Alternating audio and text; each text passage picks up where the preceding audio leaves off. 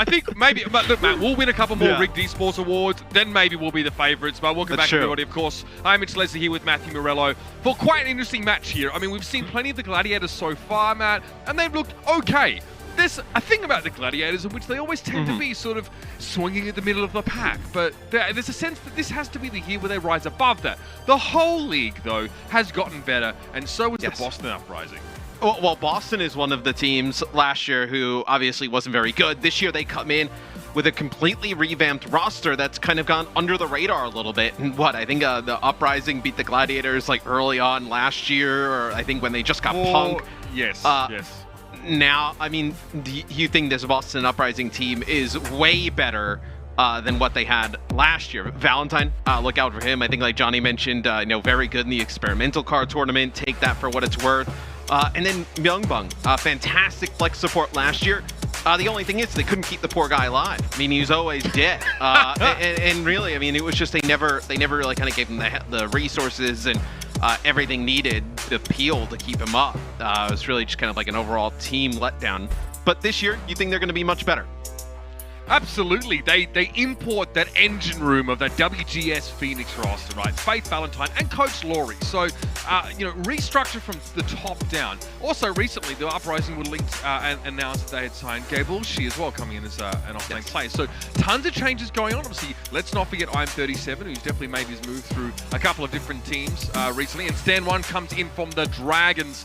Much more to talk about with the Uprising, but let's look at the other side of the aisle. The Los Angeles Gladiators here, Matt, get themselves some action this week. They're playing a lot of games pretty early on, and they look pretty shaky to start.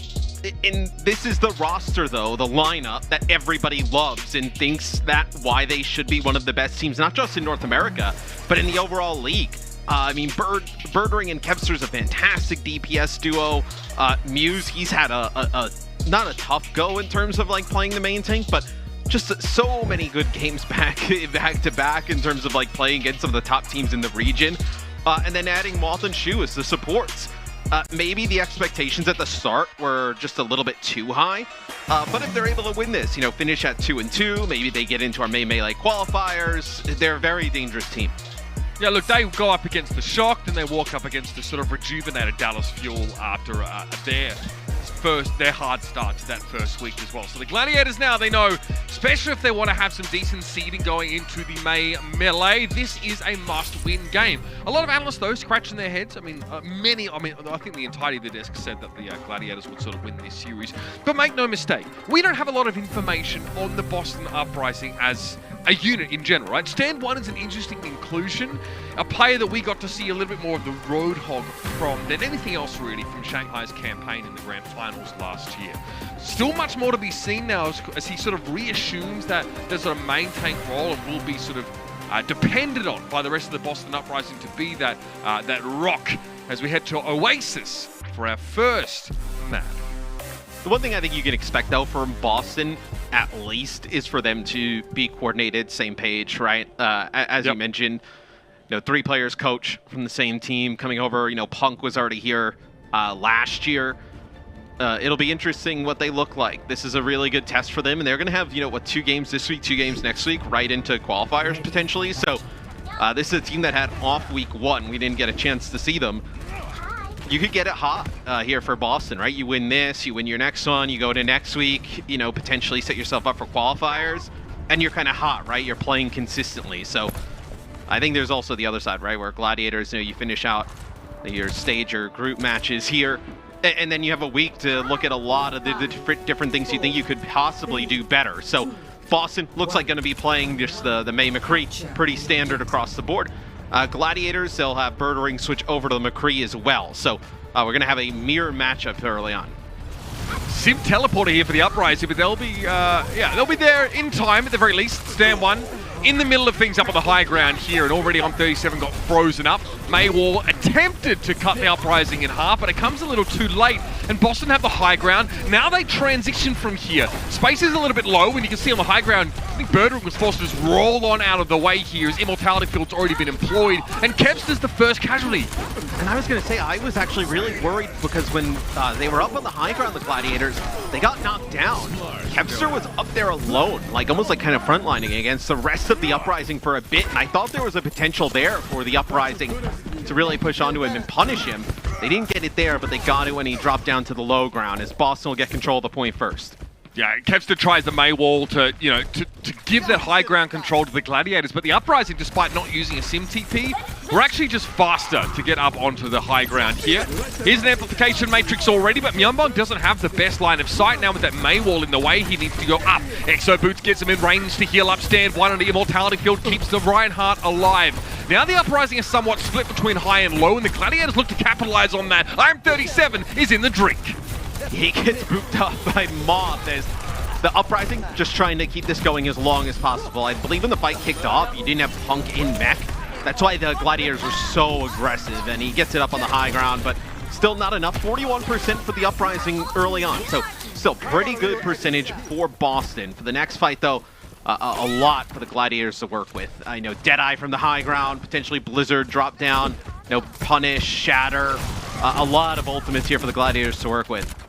Crucially, Matt, Space was also out of mech, but was able to jump back in just now. So the timing lines up a little better for Los Angeles here, in that they have a D.Va at full functionality for this next fight.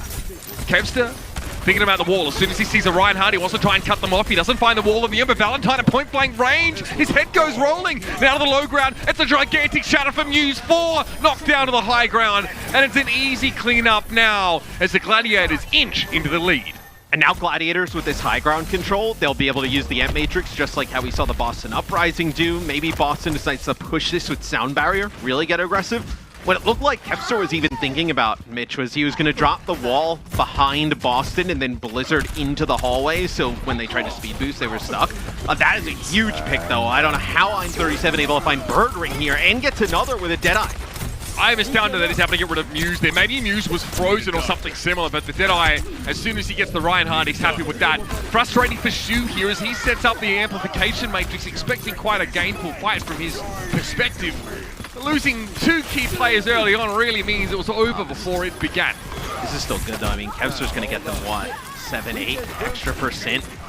Doesn't sound like a lot here. There's still one player in the corner. It's Moth contesting. So you're going to have this get above 80% here for the Glads. They still have players trying to come back. They still haven't dealt with Moth.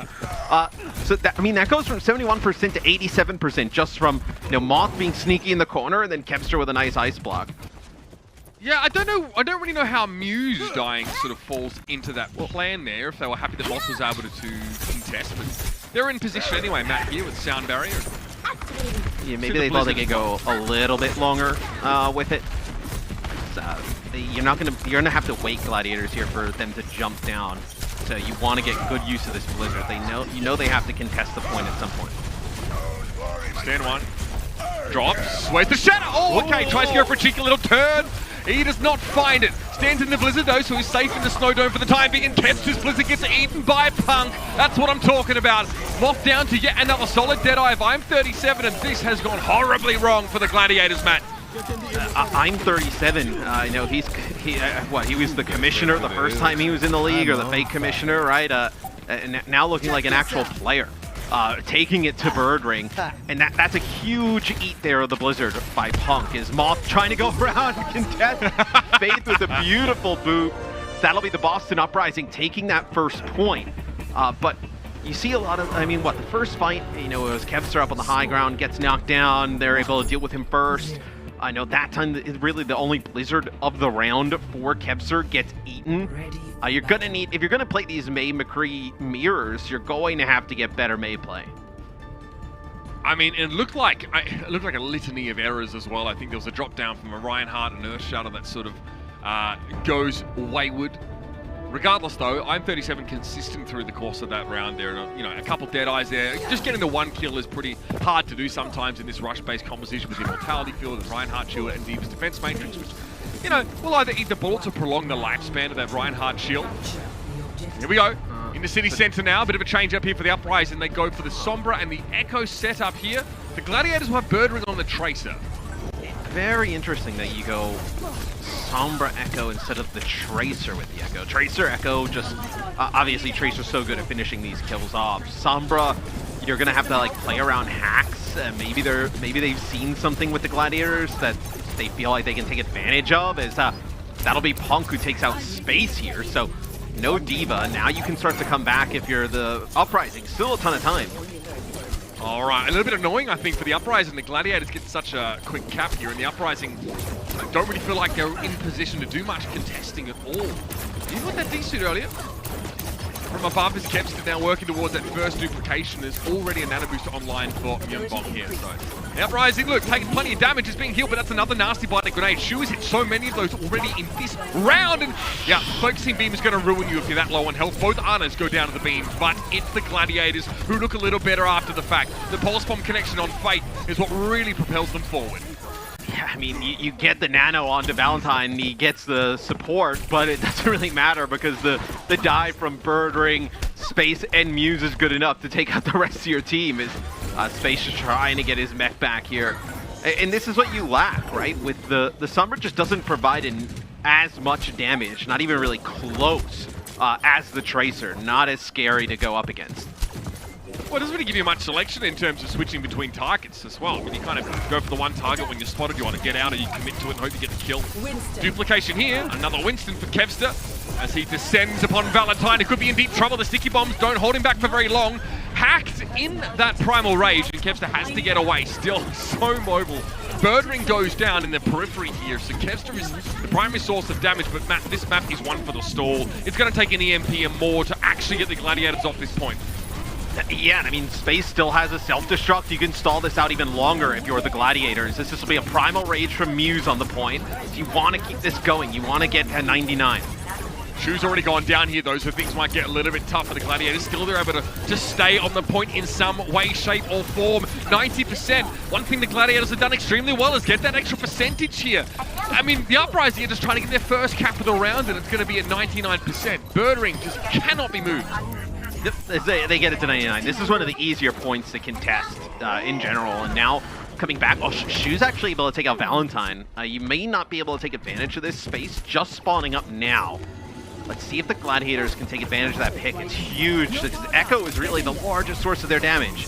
Yeah, they didn't have the sight line. So many of the Uprising were playing on the high ground, and it was Space that was going to be able to access them. Kevster would have been risky to go alone. I'm37's gone down, though, and really hasn't been able to get so much done in the last few moments. Here's Dan. What? Oh, he's in trouble. He's in deep trouble. Let's go for the Primal Rage here. Birdring elsewhere, trying to keep his team in this one, or get the Gladiators back on the point at the very least. Both Arnas have gone down yet again. And Moth is the only support on the field right now. That bodes well for the Gladiators here. And they paved the way with such a gigantic stall that at the end of the day, it's just a matter of getting back in control once. And then as soon as you get the point for the Uprising, in the situation that you're playing in, right, where you're running Echo Sombra, to lose your Echo to the Ana at range, I mean, that is a brutal loss. I mean, that's what they forced to have to use, the nano boost on the stand one. Yes, use Primal Rage. You're trying to get back in full force. But even when Valentine gets back, even before that happens, Birdring wins a duel, Tracer v Sombra, against I'm37. So you've lost like pretty much both your damage dealers the entire time there as soon as Boston got the point. So Ana can make more of an impact in those compositions because the Echo is not pocketed. There is not constantly a Mercy attached to the Echo. So, you know, if you get 3 consecutive shots off that Ana, there's a good chance you're laying that Echo quite low. Now into University here. Doomfist here for the Uprising. The Birdring will run the Symmetra. So you've seen Symmetra get a good chunk of play on control, especially against these double shield comps. Okay, nice immortality field there deployed. I don't know how the heck that Myunbong was able to get out of that side room and keep stand one alive for as long as he did. The Riot is still up and kicking, but I'm37 gets traded instead. A life for a life now, and another excellent Mei wall really gives stand one nowhere to go. And it's Kevster's play that puts the Gladiators a nose ahead. Yeah, I mean, we talked about Kevster's play on the Mei on the first point, where it needs to be better. That time it definitely was 2 huge Mei walls. The first one forces the immortality field out really early on. Stand one gets extremely low, and then the second one able to isolate 2 players and finish them off. Myungbong does so much healing during that. He's going to have an Amp Matrix coming back in this next fight. And he's in a great position to use it as well. That has to be a melee wall there from Kensu. It gets broken down awfully fast. And so the Gladiators have already made themselves scarce. They do not want to be subject to this amplified damage. But the Boston Uprising haven't been able to capture the point yet. Now it's going to be an Amp Matrix from the Gladiators, and the Boston Uprising, they also have to do the same thing. They have to back away and keep allowing the Gladiators to tick up in percentage. They just both kind of kite off the point. This will be a Gravitic Flux from Space. He actually dodges the accretion there from Punk. Really nice. And then the Shatter on the way down, though, comes in from Stand 1. Myungbong straight over the top. The Immortality Field again deployed. Moth gets rid of Valentine. The Gladiators are still in control here. Punk is an issue on the point. He's being healed from the background, but there's plenty of numbers for the Gladiators, and they take that space again. No pun intended, as the bearer of that name was the reason they were able to push back, use the barrier to reclaim the point. Again, the Gladiators, the pressure mounts for Boston here with just how long they've been sat on the point. This Doomfist yet to really make his mark, Matt. This could be a shatter here from Muse. He just wants the Uprising to stand and deliver. I mean, he's going to back up. They're going to have Sound Barrier for this Gravitic Flux, if necessary. Doesn't seem like Moth decides to use it. Now he's going to drop it, as they're going to get aggressive, try and get a Shatter here behind the Symmetra walls. They don't even need it, though. Birdring with 2? I mean, that's huge. They can come back now, the Gladiators, when the Uprising have to just kind of throw their bodies on the point. Shatter. You're going to have a Blizzard here as well. Probably get another Gravitic Flux and the Amp Matrix. So Gladiators look really solid on this final point. Moth covered perfectly for Shu's absence with a sound barrier in there, with the lack of Batiste there. Now we're in the final fight territory. Shu comes back with a vengeance. Valentine tries to accost him, but just pulls up a little short. Earthshatter here knocks I'm37 to the ground. He's able to roll backwards out of that Blizzard. Stand 1 also able to line of sight it here in Birdring. Goes down to a rising uppercut. 99% here, and we're ticking in overtime. Punk falls down to the Gravitic Flux. You see I'm37 trying to roll away, but he doesn't see the flanking Sigma. Space hits him with the accretion. Valentine very, very low. Tries to remove Shu, but can't get the kill. Space eventually falls here, and Stand 1 just crawls onto the point to try and get Boston in control. Yes, you still have Shu up on the high ground. He's going to fall back with the rest of the team, but that got so scary. As you see the Gladiators, they may want to opt to go fast here. Now they actually back up, trying to get set up, because the Uprising only had 2 players left on the point. Gladiators come back, no ultimates here in this next fight. Probably the Amp Matrix, if that. But this is a fight that looks like Boston should be able to win. That's such an early Immortality Field! That is not what you want! A huge mistake from Myungbong there. Tries to go aggressive on that side room, but it blows up in his face, and now the Gladiators have the numbers. That is a disastrous error. Valentine definitely able to sidestep the fire strike coming his way, but I'm37's down. There's 1 DPS left. Kempster gets an Immortality Field for his trouble there. Fate tries to harass him. Valentine, yeah, he'll get a kill here, but it's all numbers for the Gladiators, and I don't know what happened there with the Batiste in the side room. Now Myungbong rather going to try and make up for this, but it may be too little too late, Matt. Yeah, I don't know why he was trying to challenge that. It's the Amp Matrix from Myungbong enough to keep the Stand 1 alive, and that'll allow some respawners to come back. Punk has to come back on the Wrecking Ball. Gets taken out straight away by Birdring, is hiding off in the side room. Valentine gets rid of Muse. I think Birdring was waiting to try and find the other McCree, and he does that. Space, the wall's in his way. He says, get the wall down. I need to contest the point here. The shield for Stand 1 very, very low here, and the Gladiators seal the deal. But you have to wonder just how much of that was served up to them on a silver platter. You can see Space's face just screaming, drop wall, drop wall, drop wall, as he's got on the other side. What I don't understand, and you know, the Doomfist pick there at the end is to cause a lot of disruption. We didn't really see it pay off that much. Boston looked pretty good in the mirror with the Mei McCree on that first point. They never decided to go back and mirror the Gladiators and try and win just straight up. They went with a Sombra Echo, and then they went with the Doom McCree there at the end, where I wonder if we'll see them go back to some more Mei McCree setups as the game goes on. Listen, it's a decent showing here for the Uprising early on, but they have been tested and they will continue to be tested. Map number 2 is coming up. Stick around for that one on the other side of the break.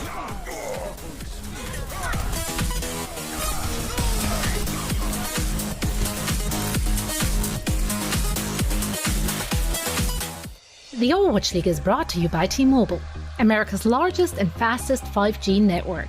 Set your sights on the competition with T-Mobile.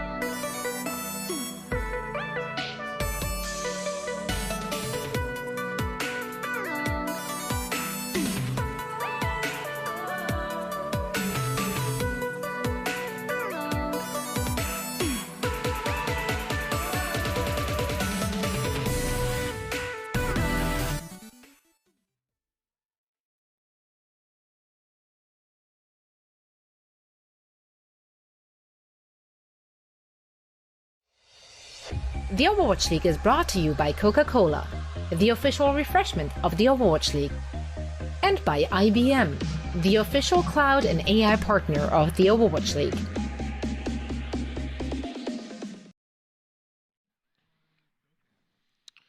And here are your power rankings with IBM Watson. It's our 2021 team rankings coming into week 2. So just the 1 week that sort of really influences this, and you're probably not surprised to see Chengdu right up there, as many of their players also made the individual leaderboards. But the Gladiators, Matthew, sit at 11th after a so-so week 1. Already their week 2's looked a little better. Yeah, with the way they lost week 1, you expected them to be down a little bit lower. I don't think you'll see them finish around this mark. I think you'll see them kind of ascend the power rankings here as the season goes on. I think also just kind of ascend in terms of their standing with the league. Obviously, the two of them tied, but Chengdu at number 1, not a shock, as they have been on fire to kick the season off. I mean, and that didn't change overnight as well. No. No spoilers, but actually, yeah, I'm spoiling. I mean, it was a great game. There, check that one out if you have the opportunity to do so. Chengdu still look powerful. Here's a mix-up here. This is Mira subbing in for Space, and I mean, this is so fascinating to me. Space, such a veteran, such a storied flex tank player. But the Gladiators fancy Mira coming off the DPS role and playing Zaya, and this is an instant telegraph of sort of a double bubble inclination from the Gladiators. Skewed also. Yeah, We've seen this before from the Gladiators already on this specific map as well. So the next map will be Gibraltar. They bring in Mira to play the Zarya. I know we talked a little bit about it, I think, on this last week and just on Planchat about, like, what is the... Like, do you want to see substitutions like this? You expect, Space, I assume, and I think it's kind of right in assuming, like, his Zarya is probably pretty good. Like, what if you needed a D.Va in this type of situation, right? What if you wanted to swap out the Zarya for the D.Va, kind of play like a standard die? What if you wanted to play Rein D.Va? I mean, there's a lot that you lose now bringing in Mira. You're fully committed to this Zarya. You're locked in, yeah. Yeah.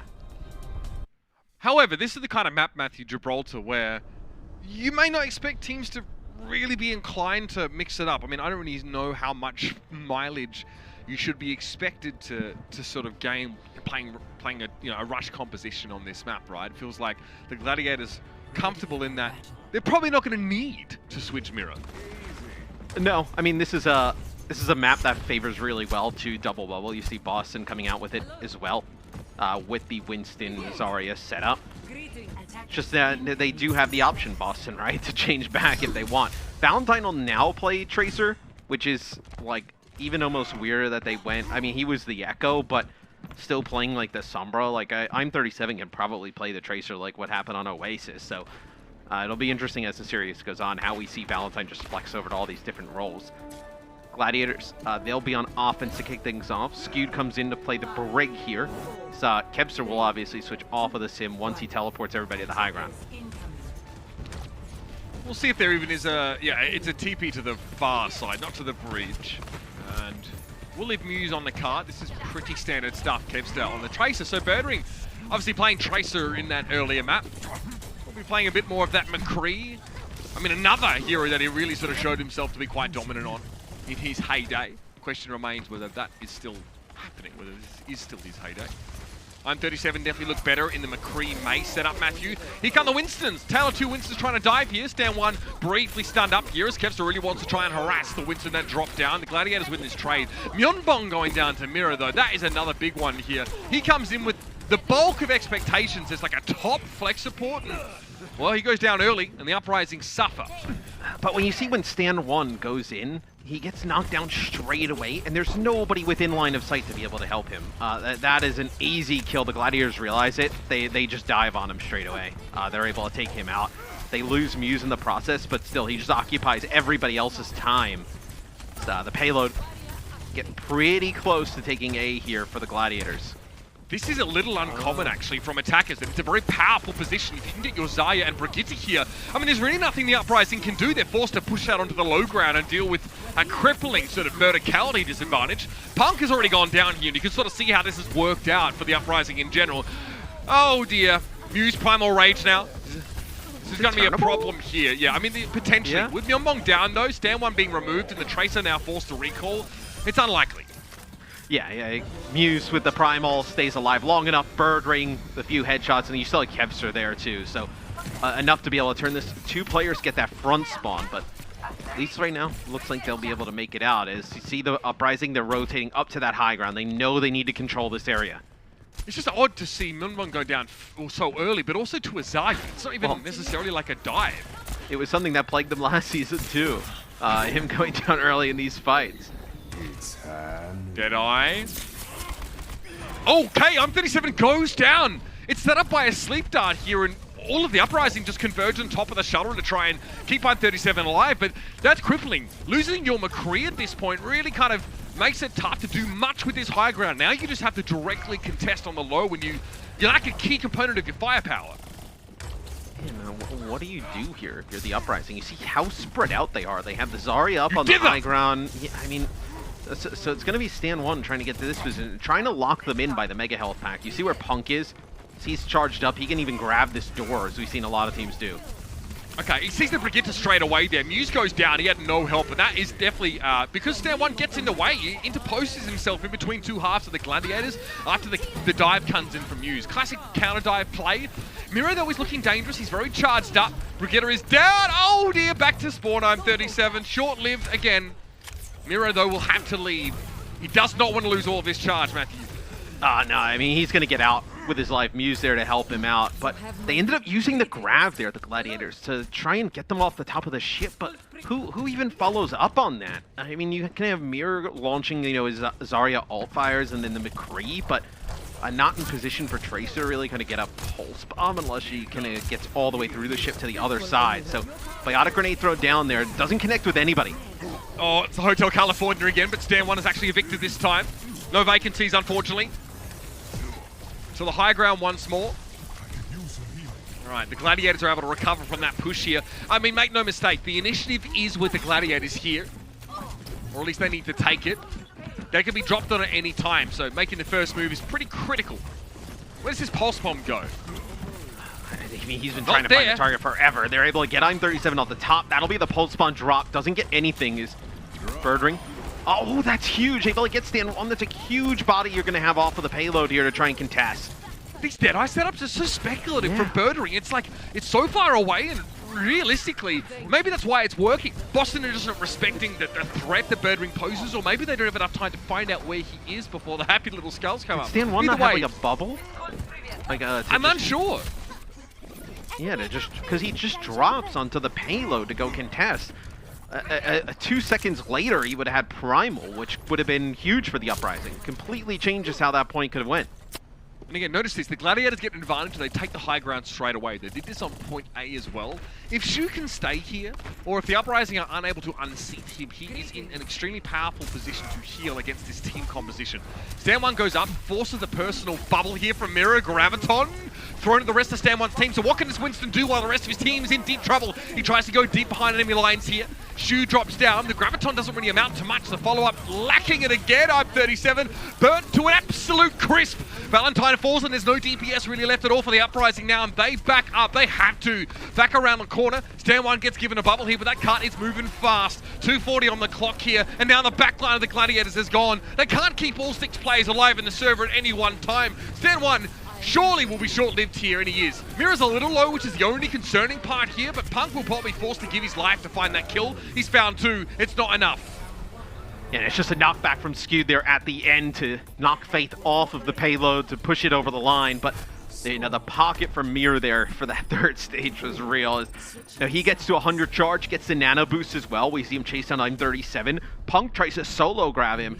And if you're kind of paying attention to some of the cooldowns during that, like he has no personal bubble. There's a rally available for the Uprising. They're trying to put damage down into him. But Skewed and Shu just pumping everything in terms of the healing into Mirror to keep him alive at that moment. Muse is using Primal Rage. It's huge not to lose that charge at the end. So this is where Muse, goes to the high ground, so he knocks Valentine away. And here's that Graviton surge here. Muse just steps in there, throws out the bubble, keeps Mirror alive. And Mirror wants to play Zarya like a DPS, right? He wants to get aggressive. Keeping that factor going for the Gladiators is huge. Nicely done, Muse. And that was at the moment in time where I mentioned that Mir doesn't have a personal bubble. Sorry, bubble. Yeah. So he gets one from his buddy Muse. He also gets a few armor packs from Skewed, trying to keep him up. Listen, this comp's not called double bubble for nothing. In fact, there were 3 in that particular case, as there was a friendly one given over to Muse. It can be hard to break through when you're playing these tracer-based compositions. A lot of the time that I'm37 spends is shooting at Winston bubbles here and trying not to shoot Zarya bubbles, but that's hard to do, and evidenced by how high charge Mira was. And he was able to keep that charge for a lot of the game. Remember, he's able to back out alive. When yeah, they were able to keep him alive. That was Muse helping him there as well. So Stay alive, and you only need 1 bubble to get back to sort of max charge, man. I think that's kind of what's so powerful about the snowballing Zarya. I mean, we all know, even in just other different types of compositions, when Zarya gets high charge, she just starts melting people. So you can keep that charge like above. I mean, even I was gonna say, Mirror's got it at like 80 to 90 the entire time. It felt like. So you keep it above 60, you're still doing tons of damage, right? Absolutely. Giving up a lot of card progress here.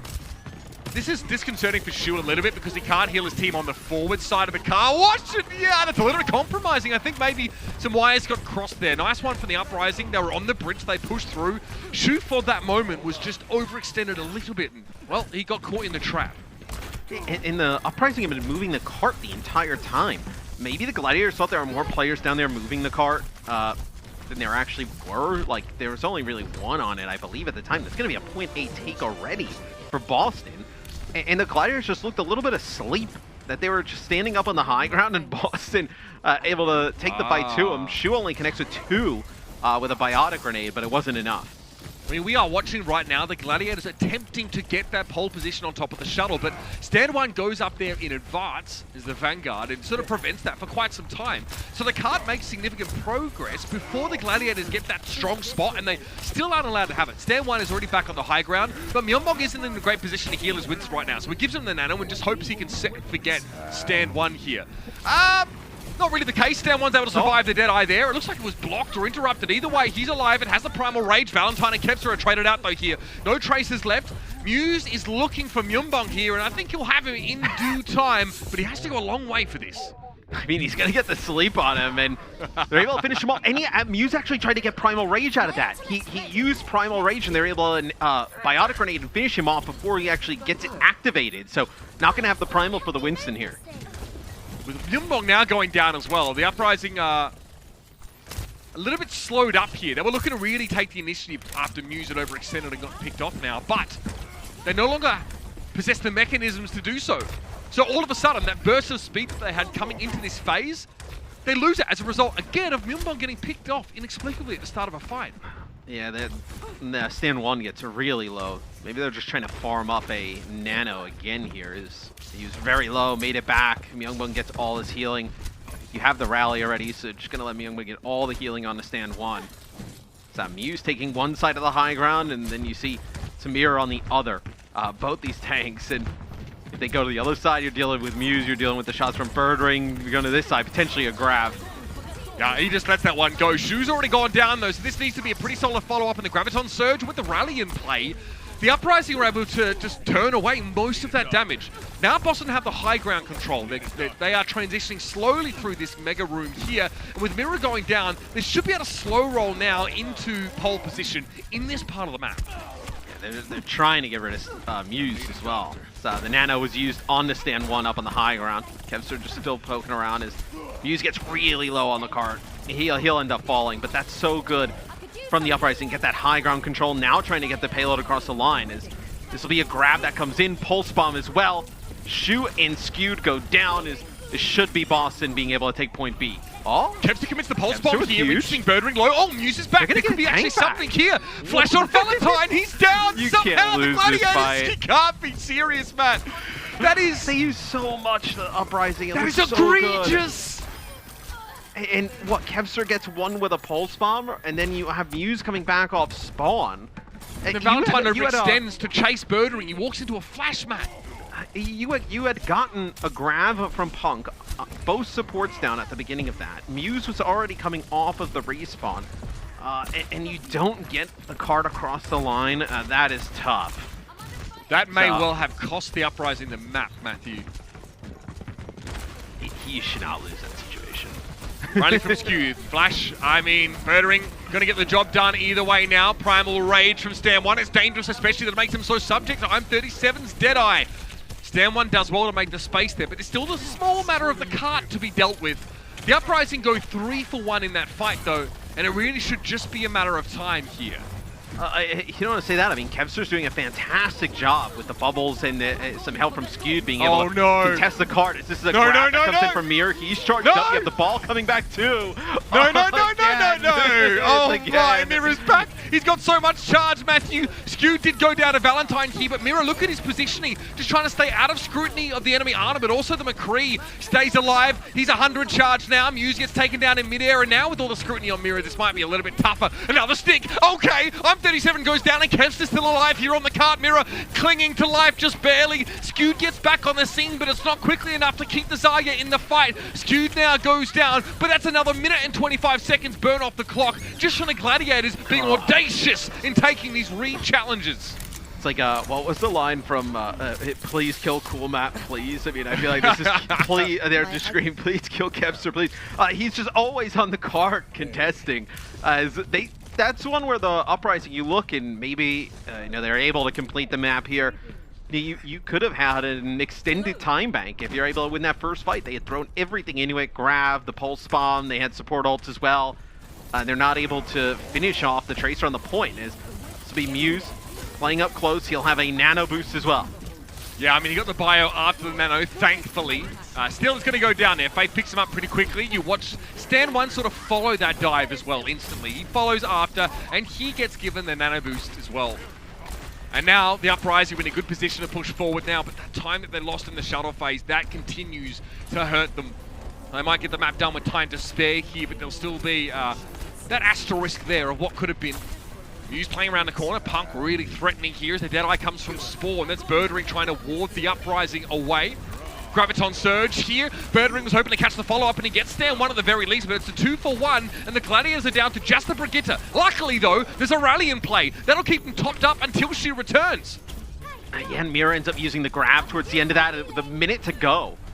You can throw that grab out because you're going to be able to contest so long. If you're able to contest at point B, you're definitely going to be able to contest here. So I'm37 still has that Deadeye. Thought he was going to use it because when Muse jumps onto the cart, he uses his own Winston bubble and gets his Zarya bubble from Mir while he's inside of it. So you knew that there was no coverage where I'm37 could have used it to help them get some payload progress towards the end there, but holds onto it here for the potential final fight of Gibraltar. Oh my, Valentine takes a big licking there. He's standing on the Mega Health Pack!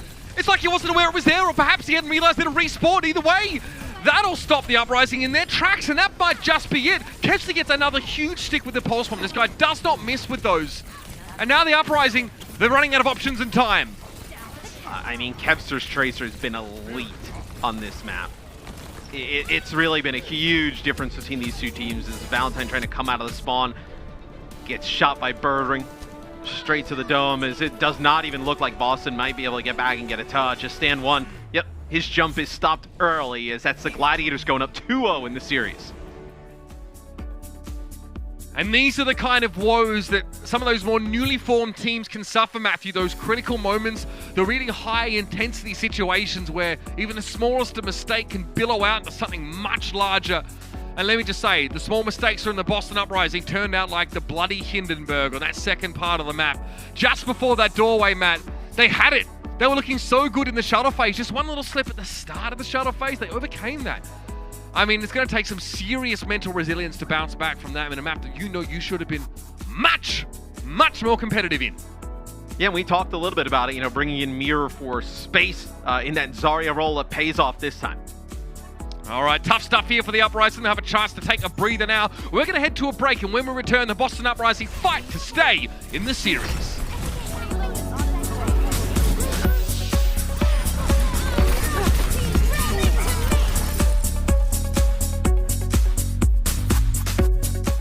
The Overwatch League is brought to you by T-Mobile, America's largest and fastest 5G network. Set your sights on the competition with T-Mobile. And by Xfinity, the preferred internet provider of the Overwatch League.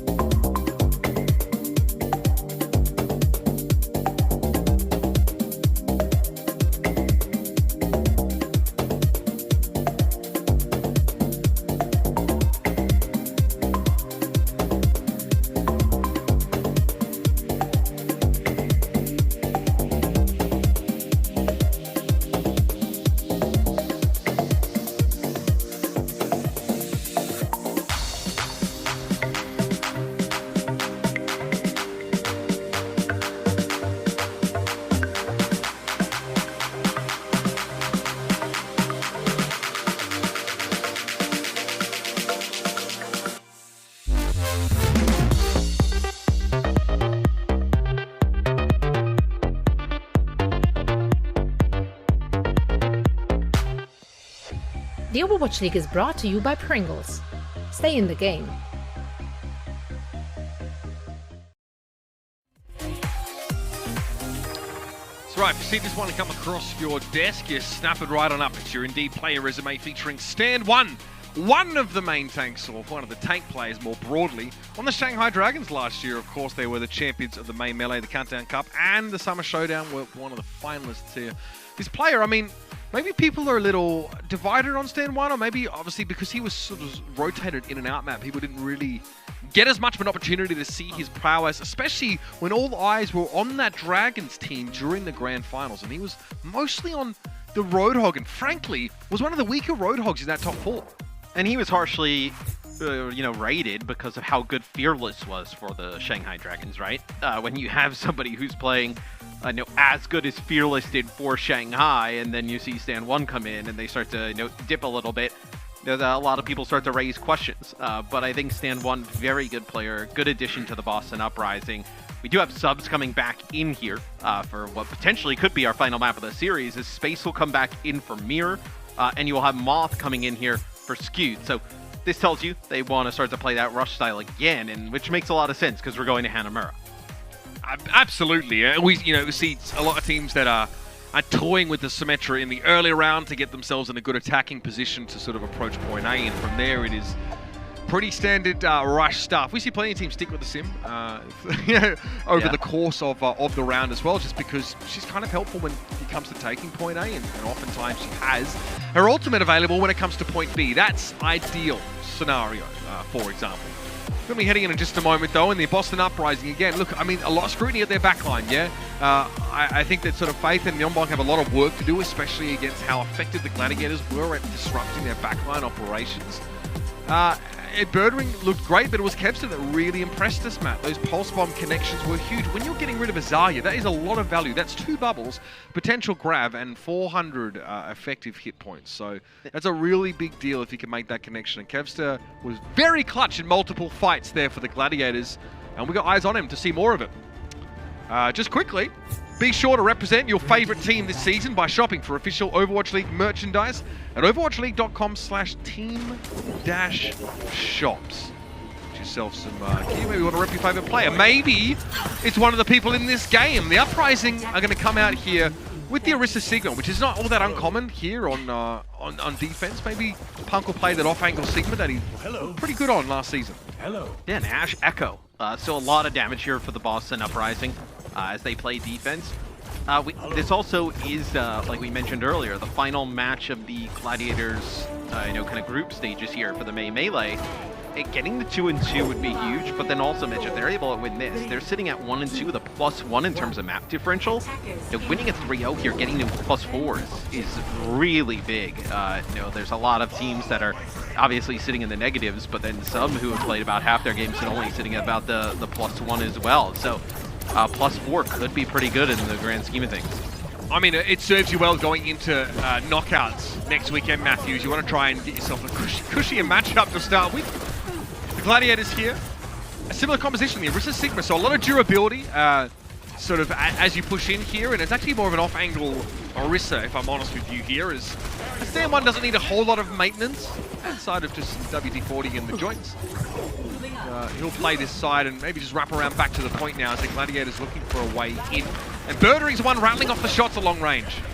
937 hit a big dynamite at the start. Oh, they're able to get Punk, so that looks like a halt plus the damage boost and the focusing beam there from Kevster. Valentine up in the high ground. Ooh, he gets picked by Birdring. Is things starting to fall apart for the Uprising? I mean, that's Punk now down for a second time. You can see that focusing beam looks much more deadly on those tankier heroes. And Birdring, I mean, he's working. He's sitting in that front door. You see him physically duck when he takes the shot from 937. He is locked in. And they got off to such a... Well, Boston specifically, I was going to mention, 937, it's a massive dynamite at the front door. I mean, look, here's already got Bob. Birdring's about halfway there. Putting down a ton of damage just does not matter at all. Losing your Sigma up on the high ground, that's a lot of just your off-angle damage. They go for the res there. Onto Punk, they're able to bring him back, but when you go for the res, Valentine doesn't have anything in the sky to help him, and things just start to fall apart. I mean, that's when you're extra susceptible to the enemy Ashe play here. Another Dynamite thrown down. Kevster copies the Ashe. A Bob here for a contest could be huge for the Gladiators. Quite the big brain play, but without Muse, it might be hard to orchestrate this. Kevster gets the Bob away, I think, before going down, but he trades Echo kills. A scrappy fight, but with Muse now brought back into the mix, there might be something here for the Gladiators. Yes, they end up using Valkyrie. If you're the Gladiators, I would just hold this high ground here for a sec. You're going to be able to get an Amp Matrix. You're going to have Bird Ring up there as well. Kevster switches over to Tracer just to try and get back in the fight quick. That's an Amp Matrix put down right on the ground here. And look at where Bird Ring's positioned. He's actually not set up to use this, so it's an extra level of threat. Do you deal with Bird Ring or do you deal with the Amplification Matrix? Can you deal with both? More importantly, stand one down to the Bob. Bird Ring finds his second here in Valentine, and that Ashe is absolutely paying off. The Boston Uprising absolutely smoked. It's these... It was the same thing that you mentioned earlier, Mitch. When they were losing Myungbong, like, you can't lose players this early in some of these fights and consistently, especially against a team like the Gladiators and expect to clutch it out. You know, losing Punk up on the high ground there really hurts. Like I mentioned, a halt comes through, damage boost. There's some extra damage from the Orisa, but it's, Kevster there with the focusing beam just melting him down. But once you lose that one player, especially the Sigma on that off angle, everything crumbles apart after that. It becomes very difficult to win some of these fights when you're consistently a player down. And that peak potential is being generated through a variety of mechanisms for the Gladiators. I mean, you have to really respect the Ashe play here. The Bob also finding 2 kills. That should tell you just how much pressure the Uprising were already under during that fight, or how much their mental bandwidth is being taxed. Normally, you can sort of allocate resources to just shut Bob up and just leave him in the corner, but the Uprising was so sorely taxed, Matt, that that's a huge hole in their defensive structure, losing 2 players to Bob, and it's all over. Well, they were really weak. Like, Shu had dropped that Amp Matrix on the low ground, but you already had the tanks pushing those players back, as you can see in the bottom right side. And that's where you can see Stand 1 just around the corner, and now the Bob comes in. Let's take a look here and see. It's a misrotation as well. Well, he also has to drop down in front of his shield, so you have no shield, and then Bob, no sleep, but Bob's just in your face, so you're bound to just get destroyed. Yeah, I feel like Boston misread that as well. It's like 4 people are being occupied by just Bird Ring, and then they realize they need to rotate down, but Muse is too far ahead of the rest of them. It's Stand 1, rather. Instantly nuked, and then they don't have an Orisa for that fight. It's a matter of coordination, I think. So Boston Uprising. again. Yeah, I can't. I mean, where do you go? Where do you go as Valentine here? I mean, he goes nowhere. Goes right at Kevster, and Kevster just hits him with an icicle in his face. Yeah, it's gonna... I don't know if I really love the Doomfist pick, especially on this map. It didn't really work out for them on Oasis, but maybe they have some kind of strategy plan against it. Is no Sigma up on the high ground for the Gladiators. They'll be running space on the D.Va, so not like one player that he could get a rollout and just dive up on the high ground, displace. The D.Va playing right down there in the front by the Reinhardt, and then you also have the Mei, who's very difficult to get out of that area as well. Myungbong trying to pepper that high ground. Makes you wonder if the Valentine's looking to get up on that top left-hand side, but there's nothing easy about trying to dive at McCree and a Mei. Okay, Muse gets punched there initially, so forced back, but gets on the right side of the Amplification Matrix, was inside the Immortality field, but he'll be taken down. Valentine causing problems for Muse in this choke. But very conservative Doomfist play, right? I mean, it's only really just now that Valentine sort of picks his head up and starts to do damage. Again, gets taken down. The Mei Wall buys a decent amount of time for the Gladiators. Kevster uses Blizzard. It's actually a really nice punch from Valentine onto Muse that interrupts the shatter, so... Gladiators trying... They have some players here that can still contest, so they deal with Moth. They lose Myungbong, though, to Bird Ring here. Maybe the Glads can still come back, as you still have Shu, so if you have Shu in the fight, you're going to have a slight advantage in terms of healing. No, the Deadeye not going to come out until that D.Va is dealt with here, but it's an early Mei Wall. That's a good sign here. So the Uprising, they have to invest further. Self-destruct. I mean, how? How? Valentine gets caught by the self-destruct, and here it's all going wrong. Stand 1 falls, Shu finds the kill, Kevster may have gone down, and there's the bulk of the healing for the Gladiators going missing. The Uprising, that is far too steep a price to pay considering just how good they were looking. And the timing from Punk with the Gravitic Flux, it is so good, he doesn't even realize it. If he would have held on to that like another second longer, Moth would have got Sound Barrier and probably would have dropped it, being able to fight. You would have had, what, your main tank, both supports, and another DPS coming off the spawn. It's still pretty good defensive point A hold here for the Gladiators. They'll have the Meteor Strike, so maybe you can go in, displace, use the Meteor Strike to get out. It's going to be all beautiful Maywall here from Kepster, splits both tanks off. It's perfect, isn't it? Here's a Meteor Strike from Valentine, though, but the Sound Barrier came in with good timing, and the Meteor Strike wasn't targeted at the Immortality Field. Shots in the back here, but Muse is able to find Stan 1 before I'm37 takes him down. That is a problem with Punk falling on the point. Looks like he was all on his own. Yeah, he drops down to the point. Seems like everybody else for the Uprising got cut off, as Boston used a ton of ults there.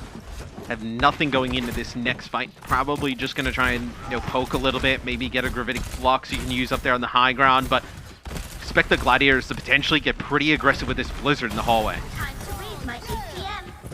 The Uprising getting split off pretty early in many of these fights. Sometimes voluntarily taking different routes here, but Birdring's got a nasty off angle. He waits till he hears the Doomfist make the move. Now he's going in for the Deadeye. Can he be stopped? No. A Punk goes down there, and really the Deadeye maybe not even required to win that fight. Yeah, I mean, they're stuck in the Blizzard on top. Deadeye wasn't like extremely necessary, but still, I don't think Deadeye is like a hugely impactful ultimate. So if you can use it, finish off a player or two, may as well. As the Uprising coming back in the next fight, they'll have that Gravitic Flux I talked about, and they'll have a Shatter here. The high ground once more, go the Uprising.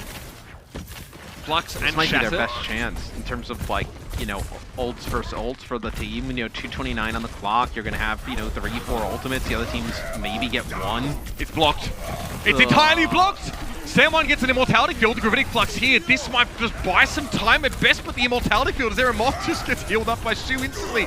Muse charges away here. Maywall thrown up. And it's brought down because Muse wants to chase a little bit here, and Birdring has been playing this off angle for the last 2 minutes here, and no one's really giving him a second look at all. There's just 5 players, and the Gladiators are enough to completely tie the Uprising up on this right side staircase. And in this staircase, how do you get value with the Doom? You don't. He has to go around. He goes to the left side. He's got to go around. I mean, but then you have the McCree with damage at range. You have the Batiste. I mean, the Doom is good, like, if they Immortality, right, to be able to knock players up, knock players out, but you're not even getting to that point. You're just getting stopped here consistently.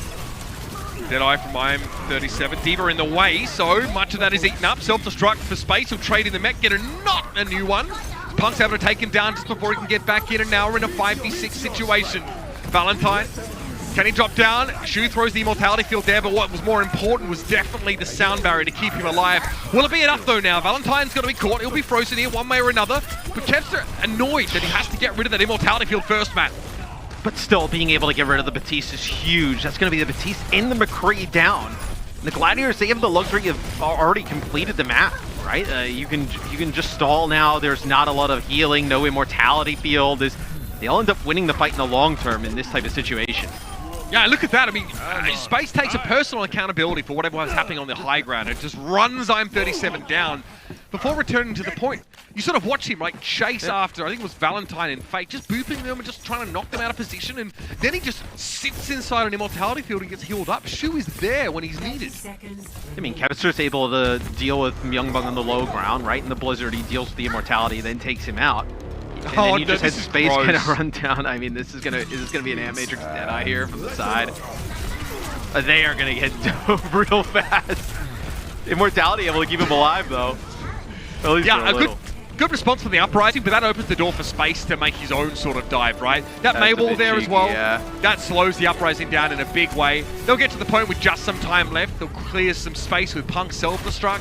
And now the cap begins in earnest. Muse is back, but he's a little bit alone here. The rest of the Gladiators weren't really there in time. Oh! Myungbong gets taken down by Birdring. He comes in on the Doomfist. That is devastating. That could be it right there, Matthew. Stan1 trying to keep things alive for the Boston Uprising, but it's looking pretty dreary, I must say. Space gets 2 with the self-destruct, and I'm37 gets bopped. This is looking one-sided as they come, and the Boston Uprising get absolutely suplexed here by the Gladiators. and that third map to make it a 3-0 sweep.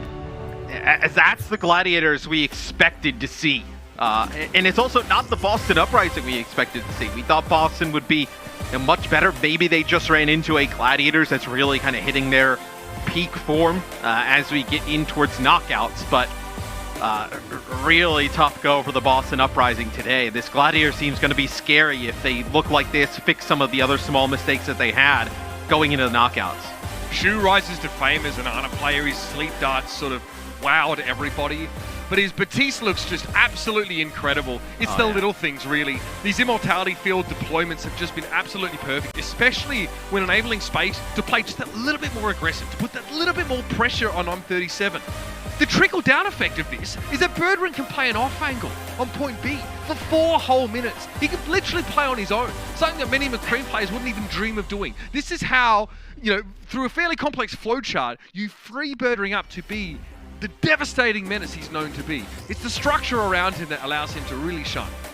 And we casted their first game, Gladiators, where we didn't really see a ton of Birdring. And I remember leaving that series, just kind of chat with some of the rest of the talent, like wanting to see more Birdring, especially with how strong McCree is right now in the meta.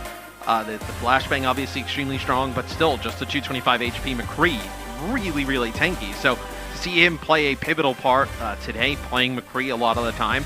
The win like this, it's a really good sign for the Gladiators. Just the amount of pressure it puts on enemy flex tanks is probably the most impressive part there for Birdring. All right, let's have a look at your player of the match presented by Xfinity, and we've got to give it to Kevster because this guy absolutely rickrolled the Uprising on Gibraltar, but across the entirety of the series was called on to play a multitude of different roles here, Matt, and looked stellar in every single one. Yeah, his Mei was much better. Really good usage of the Mei walls today, as opposed to some of the earlier matches we've seen from Kevster. But his Tracer on Gibraltar, it was like game-winning. The fact that he was able to stall out there for so long on point B and just keep the game going. So I thought Kevster had a tremendous game today. I thought Shu as well, but just the ability to play Mei was clearly from the Boston Uprising side. They did not want to play this Mei. Having the Mei on the team for the Gladiators was huge today. The Gladiators just didn't have to be flashy. Despite that, they definitely got away with much more than you would expect them to. Here's Kev's stats over the course of the map here, and it's the solo kills that's quite important. That is a relatively high number for solo kills, and you notice that there's some correlation there between those and those pulse bomb kills, because not many of those Tracer ultimates were wasted by Kevster. Really crucial fights where they are at a player disadvantage. He's able to come in very quickly, just snap up an enemy Zarya, or even a Brigitte, something as simple as that. But during these stall scenarios, it's what puts his team back in control, especially, right, when you're defending, Matt, you have a spawn advantage, and if you could just equalize the numbers, or just, punish the attacking team, because they have a long walk back with just a pick off like that. Insta-kills, burst damage, absolutely huge for getting your team back in control in those scenarios, Matt. Yeah. We're going to cut very quickly now over to Danny, who has a winner's interview with Space.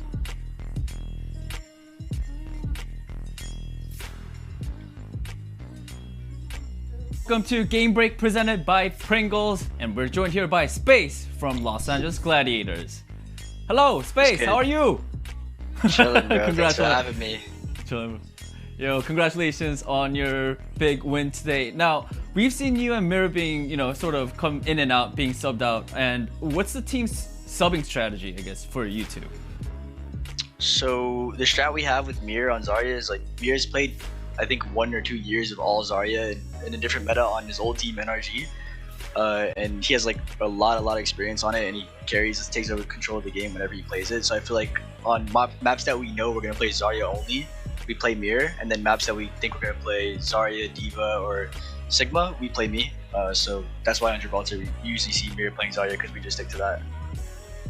Right. Okay, well, thank you.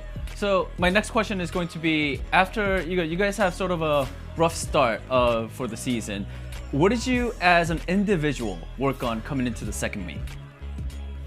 I mean, for me, honestly, my mental's been pretty solid ever since Valiant. Back when we went 0-7, that was a pretty big meme. I had already learned a lot from my losses. I'm pretty seasoned, I feel like, at this point, and I keep my mental really strong. So I just kept my head up, and try to motivate the other guys who haven't really been to this kind of situation. And just like now we're back to 2-2, and just keep reminding people, this is a slow start. we got some early season jitters, but keep your heads up. We can do this. It's no problem for us. Was changing your hairstyle part of your motivation as well? Yeah. I kind of just like made a whole style change just to start fresh again. Get some new style in there. Yo, real talk, you look really nice with it though. Thank you, bro. I appreciate it. Just wanted to let you know, bro. All right, well, that's it for the interview. Space, thank you so much for the interview, and good luck on your next match. Thank you so much. Shields up. All right, back to the desk, everybody. Tanya, I absolutely love you. Like, getting that compliment in there, a little flirting, Just, you go get it, Danny. He's setting himself up for yet another date. I'm already seeing it. Like, it's happening. Now, this concludes the second match of the day. And that means we have one more to go. Washington Justice and the Dallas Fuel will be clashing. Washington Justice, a team we haven't seen yet. So we're going to talk about that match in just a little bit. However, first, I want to roll it back and talk about the Gladiators and Boston Uprising. Now, Gladiators, they got themselves back onto the scoreboard. They're now sitting at 2-2 in their first 4 maps, or rather matches. And yeah, it was a rough start, but they look to be back in their form, right? Now, Reinforce, I want to pick your brains here, though, and get you insight on Boston Uprising. Did they meet your expectations from what you saw today? I mean, obviously, it was a rough start for the Boston Uprising. You don't want to start off your season going 0-3. But that being said, I think the Gladiators looked a lot better today and made it really difficult for the Boston Uprising. When I think of the Boston Uprising, I actually think that this is a good team. They have good individual players. They actually showed some solid teamwork today. But the Gladiators just stepped up to another level that we haven't seen from them all season and just dragged out these fights. It was so difficult for the Boston Uprising to find any kind of momentum because the Gladiators just constantly forced them to overuse ultimates. There were so many times where it felt like the Boston Uprising, they were gonna clean up this fight, they were gonna win it, move on, but then Punk has to use an extra Gravitic Flux, and we saw, extra ultimates have to go out. That wasn't necessarily the case when you go up against easier opponents. So the Gladiators just made it really difficult for the Boston Uprising. I will say though, I still think this is a good Boston Uprising team. They showed some good play, especially early on the control maps. So there were some signs of life here. Valentine, of course, very good individual player. So I wouldn't count out the Boston Uprising just yet, just because of an 0-3 loss. Yeah, I mean, if we're looking overall at what people thought of both of those teams coming into this season, right? Gladiators has been all the way up on the top. Boston really wasn't. So they are technically to be considered the underdog going into this. So yeah, not all is lost right there. I do like this rendition of Boston Uprising. I do think that we're going to see a lot more from them moving forward here in the season. Now, we have one last match coming up. That is the Washington Justice and the Dallas Fuel. And we're going to discuss this very match as well. So, I mean, the first thing you have to note here is that DK, he's kind of going to steal the headlines here. He will be facing off against his former team. And finally, we're going to get a first look at the Washington Justice, which has been a highly anticipated team. I think all of us picked them in our top 5 Western teams coming into this season, but we don't know, right? We haven't seen them. Now, Costa, what do people need to know coming into this match? Yeah, I think Decay is obviously always going to be the big storyline, take that headline. How is he going to be on DPS? We actually haven't really seen him play DPS for the Washington Justice, but he is one of the best we have in the business on the DPS role. But the other storylines that you should be looking out for from the Washington Justice is Mag coming in. Rookie of the Year candidate for a lot of people, one of the best prospective main tanks coming into the league. How is he going to do? Then the other big question mark around the Washington Justice is Bebe and Closer as the only 2 supports they have on this lineup. Are they going to be able to hold up with the high prestige that we're putting on this roster? We're expecting at least a top 3 finish. Bebe and Closer haven't really shown performances like that individually on their previous teams. Now is the time to step up. So they are going up against the Dallas Fuel, a team that we've seen a lot last weekend. They had a lot of really good looks, even though they don't even have a hit scan player, really. Sparkle stepped up on that Tracer. They've shown a very adept double bubble style behind Fearless on that Winston. But not only that, they can play the Brawl even without the hit scan. That oppressive Mei Doomfist is what I'm looking out for. Do the Washington Justice have an answer to that problem? it's gonna be hard. I would hate to be the person playing against it.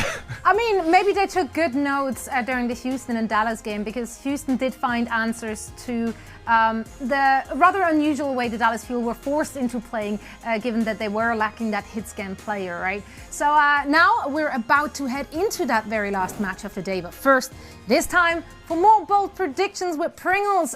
Danny, please, please bring some spice, because so far it's been on the bland side. Oh, come We're on. 2-0. Yeah, we're 2-0, baby. Yes. But this is not the point. It's not the point. The point of this segment is not to be right about your predictions. It's about being bold. So I want you to be wrong, technically. All right. All right. Danny. So, you know how Costa and Johnny were, you know, it's like sort of bland. They were talking about match points. You know what? I'm going to be very specific. All right. My bold prediction for, well, I mean, Pringle's bold prediction, there you go, is going to be about Fury. Fury's going to play D.Va, and he is going to get at least 3K with the D.Va bot. So everybody watch out for Fury's D.Va bot. I like that. Okay.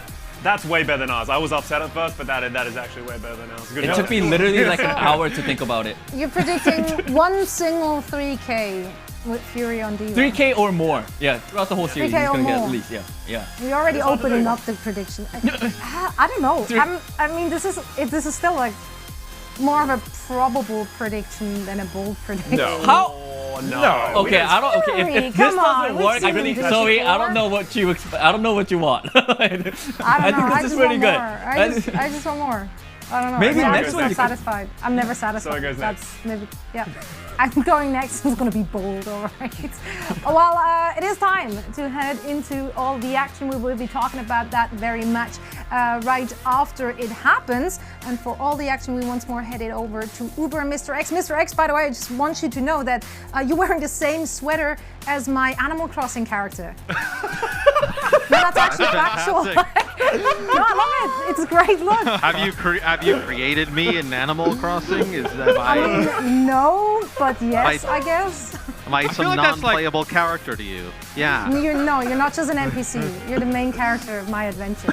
I feel like that's just Fantastic advertising then. space. I just want to draw I want to hand draw like a little sun and some trees really poorly with crayon in that space Lovely. there. Mate, you I'd know love what I mean? that. All right, guys, we'll catch up with you after this one Great. here. This is going to be quite the match to get ourselves set for. Matthew, the desk actually mostly predicted the Justice to win this particular Yes. game. The Washington Justice were a team that honestly last year looked like kind of a halfway house for many of the players that sort of departed from the Titans, right? And, like, they picked up a lot of these really high quality players when their teams kind of didn't work out.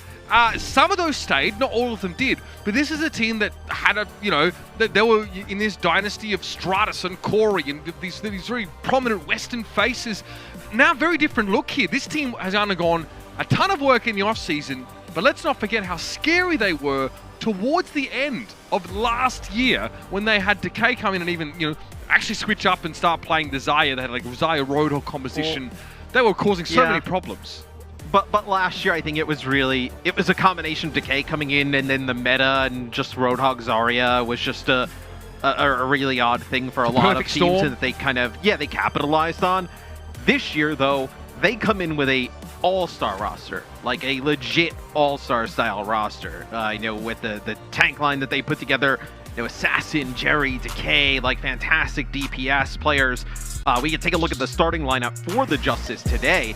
Mag and Fury, close to Pepe, and then they'll have Jerry in the lineup. No Decay to kick things off. So I think this probably surprises a lot of people. We'll see how Decay kind of works into this team. It really kind of felt like this entire team was built around him, but now with Mag, Fury, Assassin on the team, you can kind of spread some of the love.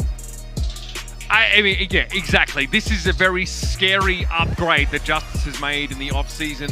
Obviously, Assassin and Mag, many fans of Korean contenders will be familiar with these two players. And listen, Mag is definitely a contender already, I think, to many people as like a potential rookie of the year. Right? People expect this player to be Let's see him play a dominant, first, but yeah. a dominant. I mean, listen, mate, people have made even greater suggestions with even less evidence. But Mag is expected to be a really dominant, really powerful, really game-controlling, game-warping even maintain player. You have Fury, flanking him, who is an incredible off-tank player, who's probably credited with some of the most unbelievable ultimate shutdowns on D.Va, right? Think back to some of his sort of flicks where he just eats up a random graviton surge that was being fired off from behind him. This team, make no mistake, This team is absolutely jacked. It is stacked. The biggest question mark is the supports for the Justice as we go to the Dallas Fuel starting lineup. No surprises in terms of what they're putting out there. The only really one you kind of thought about was who plays the support to kick things off. It'll be Fielder and Repel. And I think really the question for Dallas is, one, when are you going to get a hit scan player? I think that's going to be necessary at some point. Probably expect them to play some Sombra compositions today, Doomfist, throw a lot of different things at the Justice. So it'll change once they get a hit scan player, but also just the supports for Dallas. I think that's been a big question mark. Not really Fielder. We know how good Fielder is, and he was great last year with Paris, but Repel and Jexay. They've been good thus far. How do they fare in a matchup like this? This might be controversial, but I actually think that Fielder is probably suffering quite a lot of scrutiny, actually, Matthew. I mean, we've seen Fielder play primarily Moira in a lot of these compositions, especially on the control map at the start of the series. And last week, something that he did this a lot against Houston. He got picked off a lot as Moira, not only during coalescence at times, but also at the start of the fights there. Maybe I'll be honest with you, he's someone I'm looking at as someone that definitely needs to just be really consistent, because a lot of the woes that this team suffered against Houston, who have a backline that is very sort of high damage, right? And like Crimso's getting they're also trying to play. They're trying to play a composition though that nobody else is really playing as much. So I think there is going to be players on Dallas that look vastly different than some of the players on other teams, just because you're seeing just a lot of McCree setups from tons of teams. Dallas plays way more aggressive right around Doomfist because right now they kind of have to. Where it puts their supports and even the other players on the team in different situations that a lot of other teams would end up in. So I think that's definitely a reason why some of these players probably stand out as well. I think you accurately pointed out as well that the Mei inclusion for Dallas was actually very important for them. Doha looked extremely strong on Mei, and Dallas had to play a different style, right? It wasn't we wondered who would even play the Tracer. That was answered. Sparkle eventually sort of turned up and played the Tracer and looked really more than serviceable, looked very solid. So one thing we liked about Dallas is that they were still able to play their own game last week, and it was more than enough to give them the victory over a team like the Gladiators, who, you may argue, have improved a little bit since last week. Dallas face an entirely new challenge, maybe one that's less obvious to them here is the Justice. We haven't seen them, of course, on this stage, and for their debut here in the Overwatch League 2021, they'll be coming out of the gates here on Lighthouse. Let's see what the Justice had to show us. You expect this team to be real strong, though, is that they'll come out double bubble setup at the start. Sparkle on Tracer, so an even bigger test for Sparkle in the Tracer battle against Assassin. And then Doha playing the Echo, and it'll be Hanbin actually getting in deep there. They're going to be able to take out Jerry. This is going to be the Dallas Fuel, the really good dive to kick things off. Repel hits no less than 2 gigantic biotic grenades in that fight. The first one, I think, actually splits Jerry off from the rest of the Justice before Fearless dives in. Definitely the space creation there for Dallas Fuel's frontline is what sort of... the very fact that you're watching from Harmon's point of view while he just guns Jerry down in the side room should tell you that they've driven a wedge in between Justice set up here. So, shaky start for Washington. But they push Jerry into that side room as well. He has absolutely zero line of sight on Doha. So he's able to just be in the sky as Echo and put down tons of extra damage. Is really a lot of pressure onto Jerry, playing that McCree against the Tracer and the Echo combination. Another big fire from Repel hits the back line. Again, how can they deny Jerry his sight lines and give Doha supremacy in the air is the question. Fearless, okay, seen better days, but he's going to go forward on this one now. Gets given a nano boost, of course, by Repel, but Sparkle's already gone down. So Fearless wants to make a lot of space here. And look at this, Fielder is so aggressive, he's so deep. Mag goes down to the sticky bombs here, but Fearless is still causing problems. There's a Primal Rage on the horizon now. The Pulse Bomb gets stuck there. Hanbin, though, still looking healthy enough. Doha gets knocked out of his duplicate here. Still a point for Dallas. Bear that in mind. Fearless buys a lot of time with his Winston ultimate, and he may not survive, but it's still over 50% for the Burn Bluers. You're going to get a lot of good percentage here, though, but Assassin kicks that fight off with a 1v1 win on Sparkle in that Tracer battle, so something to definitely keep an eye on, as you would definitely rate Assassin higher than Sparkle in terms of Tracer play. Though Sparkle has been better than I think what people expected. I think when you get in that upper echelon, that's when you really kind of see the difference. Is Yuri's grab was big, though, at the end. Connects onto Doha and Hanbin with it, so see now from Mag's POV. has the Primal Rage to use to stall out or kick the fight off. Here comes the dive from Fearless. Bubble give it to Jerry here very early in the fight, and that is going to hurt there. Somehow Close is able to shrug that off. Has himself also a rally available now. And we'll see the Dallas Fuel just breathe. A quick disengage. They go back in, probably with another nano boost in Fearless. Yes, he dives to the point now. Looking for Jerry immediately. He just soaks up so much of that damage. It takes a bite. It could keep Jerry up. It works though. He's still alive. Repeller's fallen for the Dallas Fuel, and they will run out of gas. And that's what's going to happen if you cannot get Jerry out with that dive. You see Mag jumps into the back line. Fury there to help as well. That time, the Justice wipe the table with the Fuel as they end up using that nano onto Fearless. You also saw, Doha drop some sticky bombs from the sky onto Jerry. But they use everything imaginable to keep Jerry up outside of the nano boost. Keeping that McCree alive is important. That is what's going to keep Doha honest. It's what's going to make it hard for Sparkle to get into the back line. Biotic Grenade connection onto Fearless and Fielder, the latter, who gets just ripped to shreds immediately. Now Mag was in a great position to make good use of this Primal Rage, put to sleep, but only for a short time. And the Justice, they've settled in well and truly. Now, the Fuel are in last fight territory. The Justice will have a Deadeye. They'll end up with a grab out of this as well. So we'll see. Could be Sparkle that gets the touch here. Doha's actually coming from the outside, potentially. Yep, it'll be Sparkle who gets on, forces OT. Sparkle down, Assassin fires him again. Again, it's a pain point for Dallas, I think, in this round so far. Unable to stand up in the Tracer duel so far, and Assassin is left to cause more problems. This time it's Doha getting peppered from below. Dallas, though, able to flip the point back in that fight, though, and Closer goes down. It's Fearless who creates the space, despite Sparkle being the first casualty. And I think that the Justice realize they have some time to take this point back. They want to save some ultimates, and they end up giving it up. But still, it's going to come right down to the wire here.